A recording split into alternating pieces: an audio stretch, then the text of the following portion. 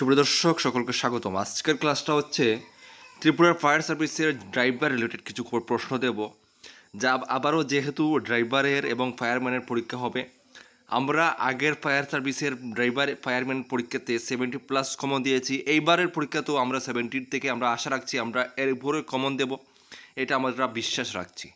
ঠিক আছে, তো আজকে আমরা ড্রাইভার রিলেটেড থেকে আমরা প্রথম ক্লাস দেব। আপনারা কিন্তু পরীক্ষার প্রস্তুতি শুরু করে দেবেন। আপনাদের পরীক্ষার ডেটটা কিন্তু বেশি বাকি নেই, ঠিক আছে। আর এখানে যতগুলো প্রশ্ন দেব প্রত্যেকটা প্রশ্ন ভেরি ইম্পর্টেন্ট থাকবে। প্রশ্নগুলো আপনারা শেষ অবধি দেখবেন, ঠিক আছে। আপনারা ক্লাসগুলো ফলো করবেন। আর যারা কমপ্লিট গাইডবুক ইতিমধ্যে নিয়ে নিয়েছেন বাড়িতে বসে পড়বেন। আমরা আশা রাখছি এখান থেকে আমরা যা দেব হুবহু আপনারা কমন পাবেন। তো যারা সম্পূর্ণ গাইডবুক নিতে চান স্ক্রিনে ডিটেলস রয়েছে, অবশ্যই যোগাযোগ করে সময় নষ্ট না করে নিয়ে নেবেন, ঠিক আছে। আজকের ক্লাসটা আমরা শুরু করছি। তো আজকের যে প্রথম প্রশ্নটা হচ্ছে, দেখুন, ট্রাফিক সিগন্যাল বা সংকেত কত প্রকার হয়? ট্রাফিক সিগন্যাল বা সংকেত কত প্রকার হয়? তো মনে রাখবেন, ট্রাফিক সিগন্যাল বা সংকেত হয় 3 প্রকারের, ঠিক আছে। আশা রাখছি আপনাদের মনে থাকবে। ট্রাফিক সিগন্যাল বা সংকেত হয় 3 প্রকারের। তারপরের প্রশ্ন, সবুজ আয়তক্ষেত্রে ট্রাফিক সাইন ফলক কোনটি? সবুজ যেটা একটা আয়তক্ষেত্র থাকে তার মধ্যে ট্রাফিক সাইন ফলক কোনটি হয়? সেটা হচ্ছে সাধারণ তথ্য প্রদান করে। কি প্রদান করে?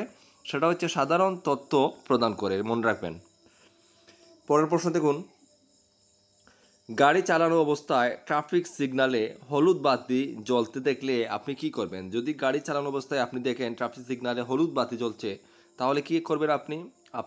আপনি থামার জন্য প্রস্তুতি নিতে হবে। আপনাকে থামার জন্য প্রস্তুতি নিতে হবে, ঠিক আছে। আচ্ছা, এখন দেখবো আমরা ট্রাফিক রুলস এবং রেগুলেশনগুলো, ঠিক আছে। যেমন ড্রাইভিং লাইসেন্সের ধরন, ঠিক আছে। ড্রাইভিং লাইসেন্সের ধরন হচ্ছে পেশাদার এবং অপেশাদার হয়, ঠিক আছে। পেশাদার এবং অপেশাদার হয়।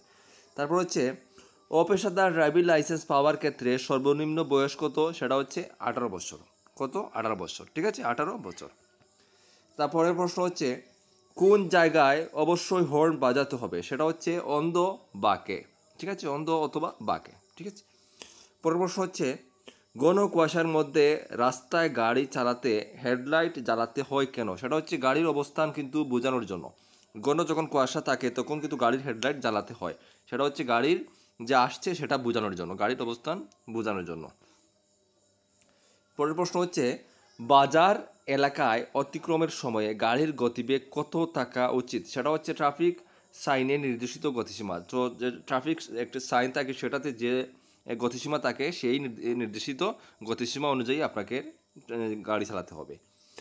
পরের প্রশ্ন হচ্ছে, মোটর গাড়ির কাগজপত্র সর্বদা কে চেক করতে পারেন? সেটা হচ্ছে পোশাক পরিহিত সর্বনিম্ন সাব ইন্সপেক্টর, পদমর্যাদার পুলিশ অফিসার অথবা পুলিশ কর্মকর্তা, মোবাইল কোড যারা তারা, ঠিক আছে। অন্য কেউ এগুলো চেক করতে পারবেন না। তারপরে প্রশ্ন হচ্ছে, যেখানে ওভারটেকিং নিষেধ সেখানে ওভারটেকিং করলে কত টাকা জরিমানা হতে পারে? তো 100 টাকা পর্যন্ত। সেগুলো সময়ের ক্ষেত্রে বাড়তেও পারে, ঠিক আছে। এটা প্রশ্ন, সেটা সময়ের ক্ষেত্রে বাড়তেও পারে। নেক্সট প্রশ্ন হচ্ছে, চলন্ত অবস্থায় গাড়ি থেকে অত্যাধিক ধোঁয়া নির্গত হলে কত টাকা জরিমানা? সেটা হচ্ছে 200 টাকা পর্যন্ত, ঠিক আছে। সেগুলো সময়ের সাথে সেগুলো ফাইনগুলো বাড়তে পারে, ঠিক আছে, এই প্রশ্নগুলো কিন্তু। তারপর প্রশ্ন হচ্ছে, নিষিদ্ধ হর্ন কিংবা শব্দ উৎপাদনকারী যন্ত্র লাগালে ও ব্যবহার করলে কত টাকা জরিমানা হয়? সেটা হচ্ছে 100 টাকা।